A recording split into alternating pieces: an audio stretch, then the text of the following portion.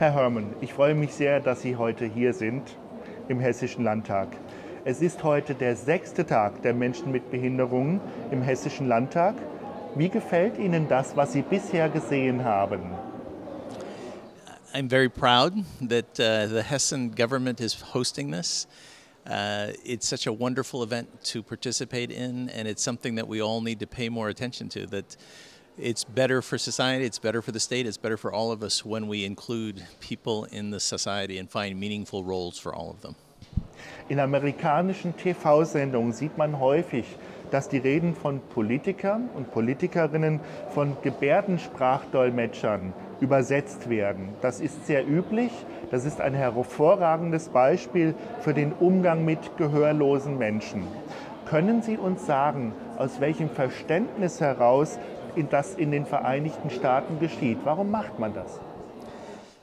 Well, the modern version comes from the American with Disabilities Act, which is founded on the principles that we find in the Declaration of Independence, that we believe everybody should have equal access, equal opportunity, and equal respect. And the fact that we actually have to put that in a law tells us that we have more to do.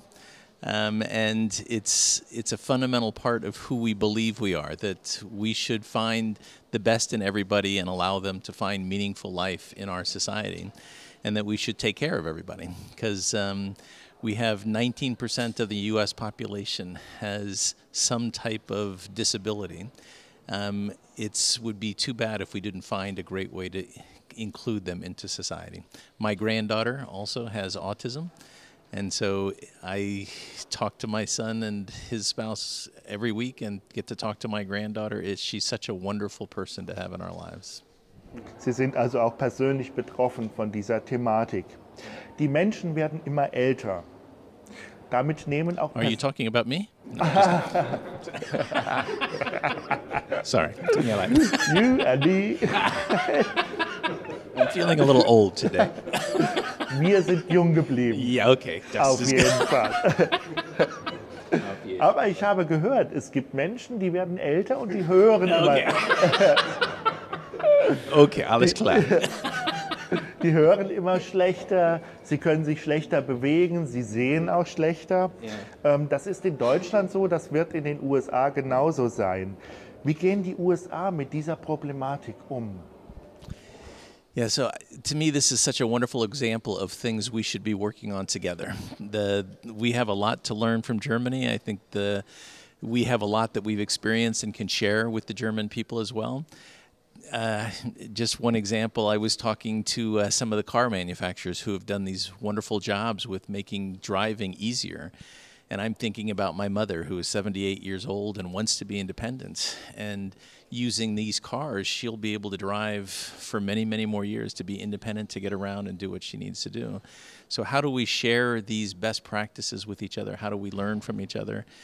Events like this bring like-minded people together to share best practices and great ideas. So it's a wonderful opportunity. And I'm thank you so much for inviting me. Ein wichtiges Thema in der Behindertenpolitik und das Thema des Tages heute ist, Barrieren abzubauen. Mhm. In den USA engagieren sich traditionell sehr viele Freiwillige, auch im Sozialwesen. Wie groß ist der Beitrag, den dieses freiwillige Engagement leisten kann für mehr Verständnis zwischen behinderten Menschen und nicht behinderten Menschen? Yeah, good question. I think one of the great roles that government has to play is to have these conversations and to make these, to help people understand this is not an imposition to provide this equal access, this equal opportunity, that it benefits us all. And this conversation is so important to have, that it's not about helping others, we help ourselves by doing this for each other. Sehen Sie Aufgaben, sehen Sie Möglichkeiten, bei denen die USA und auch Deutschland voneinander lernen können, wenn es darum geht, Menschen mit einer Behinderung besser in die Gesellschaft hineinzuholen? Yes, we have to learn from each other. When I was in high school a few years ago, I'm a little bit old, I would volunteer to help at the pool. I love swimming, but we would help go to the pool once a week and interact with people with disabilities who couldn't swim by themselves. And to me, that is such a long, ongoing tradition of volunteerism in the United States that I know exists in Germany. We see that with the refugees. We see it with lots of activities out there. And as I said in the earlier question, I think the key is realizing this is not about helping other people. When you do that, you help yourself. You help society. You make society a better place for everybody. And you provide meaning, not just for the people you're helping, but for yourself. Sie sind seit einem guten Jahr in Deutschland. Ja. Sie bekommen mit im täglichen Leben, wie Menschen mit einer Behinderung in Deutschland leben. Was erzählen Sie Ihrer Familie zu Hause, Ihren Freunden zu Hause in den USA über das Leben von Menschen mit Behinderungen in Deutschland? Was berichten Sie denen? Ist das ein Thema für Sie? No, but partly it's because it's what we expect to see, that being around people with disabilities is a common thing for us. And the one thing that I would note is that we don't see enough of them in German society. In the United States, they're always present with you. They're part of the social fabric. I would like to see more of that in Germany. Thank you very much. Herzlichen Dank für das Gespräch. Vielen Dank. Und tut mir leid, mein Deutsch ist so schlecht, aber vielen Dank. Ich finde, Sie sprechen perfekt. Jedenfalls ist Ihr Deutsch viel, viel besser als mein Englisch.